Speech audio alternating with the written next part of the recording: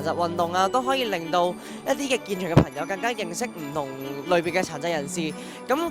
更加可以做到一個雙贏共贏嘅信息之餘，亦都可以俾大家去感受下其實殘疾人士日常生活究竟有啲乜嘢嘅挑戰，甚至係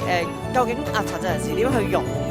入喺一個健全嘅人生活。今日嘅活動當然係非常之好啦，亦都知道係第一次去搞，咁係即係我頭先都係啱啱學咗，即係點樣玩呢個滾球啊。咁見到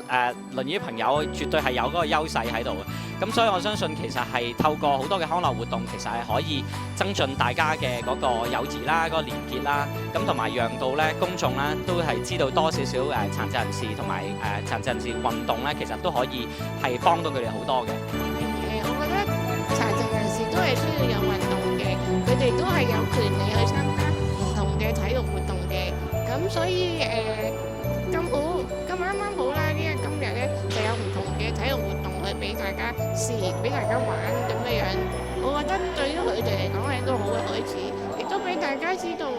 俾大眾知道咧，殘疾人士都可以有好多唔同嘅娛樂可以去玩嘅。